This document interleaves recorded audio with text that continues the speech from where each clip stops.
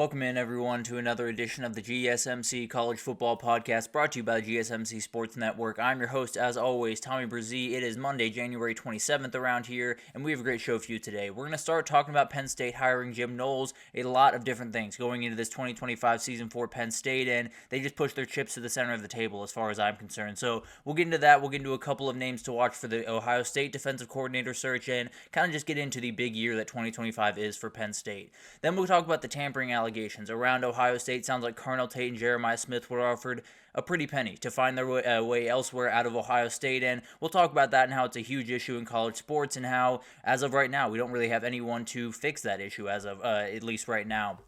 Then we'll get to a little bit of an early look in the NFL draft. We'll do a little bit of a deeper look on Wednesday, but wanted to give you guys kind of a 50,000 feet look at all the different prospects, quarterback, offensive players, defensive players, and obviously the draft order to start things off. And then we'll get to the teams with the most to prove in 2025. A lot of different teams, including that one we'll talk about in the first segment. And then we'll finish it off. We'll talk about the transfer portal winners and losers from the winter cycle. A lot of different winners. Some losers, definitely, but definitely some people that have kind of negated their losing just a little bit, but we'll get into that obviously in time. But before we jump in, I do want to remind you all we get tons of questions and comments throughout the show, and the best way for you all to get your question on the screen, we can have fun back and forth here, is to use that super chat at the bottom of the chat on the Sports Network page. You can click that $sign, add any question, comment you like, it'll pop up on the screen, and we can have fun back and forth here. Definitely want this to be as interactive as possible, so utilize that and we can have fun back and forth. But let's go ahead and jump into this thing, because Jim Knowles has been hired at Penn State, and it kind of sends a message to just about everyone in college football, especially the Penn State fans, that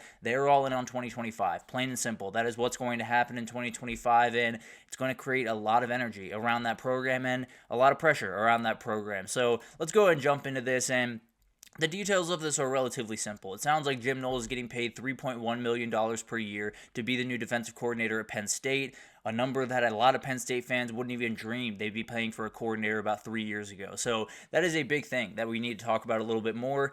Oklahoma felt like they had this one. There were a lot of people around the Oklahoma world that were saying he's pretty much locked up his defensive coordinator job. He is pretty much our new defensive coordinator.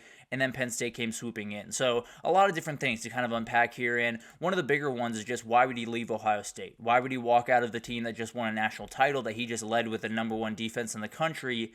The short answer, it seems like there was a rift between him and some of the staff. Now, the details are relatively unknown, but sounds like there wasn't necessarily the best relationship between Jim Knowles and the rest of the Ohio State staff, and they did great things without it. So not necessarily taking anything away from the product on the field, but definitely something to think about, and probably encourage Jim Knowles to go find the best offer outside of Columbus and go take that. So I do think Ohio State actually matched that offer of $3.1 million, so it wasn't necessarily a money thing. A lot of people are bringing up that he's from Philadelphia, 3 miles away from State College. I'm not necessarily going to put a ton of credence in that, but I do think there was a little bit of, maybe it just wasn't the best place for him. Maybe it just wasn't the best D coordinator for Ohio State down the road. So definitely something that was very interesting and a little bit surprising. People called it a lateral move. People called it a downgrade.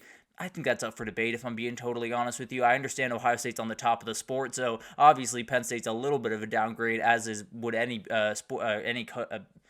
job be right now, but overall I think it's one of those things that it probably makes sense for both sides. It's not ideal for Ohio State by any means. They're going to have to go find a new defensive coordinator, and we'll talk about that here in a second, but overall it's one of those things that I think it probably worked out the way that Jim Knowles knew it was going to work out at the end of the year. I don't think anyone over there is overly surprised that he finally took this job, so one of those things that will be interesting to watch, what Ohio State does from going forward. But he coached one of the best defenses in the country, or the best defense in the country this past year. So it would be really, really interesting to watch what happened here, and definitely would be one of those things that we're going to have to see what he's going to be able to do. I think he's going to be absolutely incredible at Penn State, but there is a couple of questions around this, and definitely some things that, especially with the relationships he had at Ohio State, maybe it becomes a little bit of a problem at Penn State, but definitely something we can unpack with a little bit more time. That's a good question. I don't know. I think I would lean great developer of talent, just because I think you have so much more ability now to add different recruiters and add different people to that staff, that I'd probably have the guy that I'd rather develop the people in-house and then say, okay, you can be a part of the recruiting visits, but be able to have, all those people around you that can do the recruiting pitch, maybe just a little bit better than the other person can, but I think I lean developer of talent, but it's very, very close. When you talk about college football, 90% of the battle is getting the talent on the field that you need. So it's definitely one of those things you could go back and forth on, and I think it's a toss-up if I'm being totally honest. But overall, I think I'd lean developer over recruiter, but very, very close. James Franklin has it. He officially has the team that can put him over the top, that can get him the couple of wins that he has not gotten in the past years. He might have the very best coaching staff in the country. I think Texas might have him edged out just a little bit, but very, very close between those two. And I think you look at the roster, about as good as you're going to find across the country. Now, I do worry about the depth just a little bit with this team, but the top line talent is as good as you're going to find across the country. And now they have the coach to go along with it. Now they have the coordinators to go along with it, with him and Andy Kotelnicki. It's going to be awesome to watch what happens with this one. It's definitely going to be interesting to see what Penn State can do, and we'll jump into that here in a second, but definitely wanted to get into what Ohio State is going to do going forward. What are they going to look like, and what that defensive coordinator job is going to look like going forward. So let's go ahead and jump into that. Before we do that, I want to answer this question from Anthony, but yeah, I definitely think that's a reality. I think there's a couple of different guys around. Let's go ahead and jump into that. And a couple of different guys that popped into my head that I've seen around, and definitely some names that I think are really interesting. We'll start with Phil Parker. This would kind of be a Jim Knowles type hire. This would be a super experienced, super good coach that is a little bit more of a developer than a recruiter, kind of like Jim Knowles was. So you're in a position where you're going to play really disciplined defense. You're going to play probably up to, or at least maybe even over your talent level with Phil Parker as your DC. I think that's a name to watch. I don't necessarily think he's going to leave, but I think for the right number, it could get very interesting very quickly. So it's going to be really interesting to watch all of this unfold, and I do think there's certain things that probably will get in the way of this one, if I'm being totally honest, but I do think the right number, and if they were all in on this guy, might be hard to pass up. Then you have Chris Hampton over at Oregon. This one would be a little bit more fun, a little bit different. Definitely would steal a guy from Oregon that they very much like at the safety coach and co-defensive coordinator position, and he's a guy that I think is going to be a head coach pretty soon. So that's the other thing you have to think about is, do you want a guy that's going to be there for 5-10 years, or do you want a guy that's going to be there for 2 or 3 years and then find a head coaching job? That's probably the guy you're getting in Chris Hampton one way or the other. So that's going to be an interesting thing to watch. And then you have the name that was brought up yesterday. That was Matt Guerrieri. He is a guy that coaches safeties for them, done an incredible job with Lathan Ransom and Caleb Downs this year. And you got a pretty specific shout out from Ryan Day during their parade yesterday. So I don't know if that's just, preempting the move that is going to happen, or they're going to go a totally different direction, but very talented guy. There's no doubt about that, and absolutely someone that could take over those reins. There's always the question of, he hasn't been a DC yet. Is he ready to be a DC at Ohio State? But at the end of the day, if Ryan Day trusts him, I'm more than happy to trust him as well. And then some other names are Brian Haynes. He just signed an extension at Indiana. Don't expect that to happen. So that's definitely one to keep your eye out on at least. Jeff Hafley, he left college football because of the changes. I don't think he's coming back to college football. And then Glenn Schumann was one that was brought up. I don't think he's likely to leave Georgia as of right now. So I lean towards those first three, and then a couple other names that are out there that are definitely guys to watch. There's a linebacker coach up in Green Bay with Jeff Hafley that's someone to watch. So there's definitely going to be some different names. James Laurinaitis has been brought up, so it'll be really interesting to figure out what's going to happen here. And I think when you look at what they could do, they could go Anthony's route and try to get, one of the defensive coordinators from one of the defensive coordinators from a smaller school in the Big Ten. The Luke Fickell one's an interesting one, because you're looking down to 2025 for Wisconsin, where if he doesn't execute, do they give him another year? Do they fire him? And what does Ohio State do at that defensive coordinator position in the meantime? I don't think he's necessarily leaving his post right about now, but definitely something to watch down the road, where maybe they hire Matt Guerrieri and doesn't quite go the way they want it to, and then they get a chance at Luke Fickell in a couple of years here. So that's something to watch. There's no doubt about that. I'd be a little bit surprised if that unfolded this time around, but I do think there's some names out there, whether they're big or not, that could be huge additions to this team. But let's get back to the Penn State side of things. We talked about Ohio State plenty. Let's get back to Penn State, and let's talk about the returners they have on defense, because this is what Jim Knowles is working with as of right now. You have Dennis Sutton. Cannot be overstated how huge that guy is going into 2025. He needs to be the leader of this defense, and he needs to be the guy that, I don't think he has to do Abdul Carter level stuff. He's got to be pretty close. He's got to be an absolute game wrecker for them and really open things up for the entire back end, which is a little bit more convoluted when you talk about how Jim Knowles likes to go about business.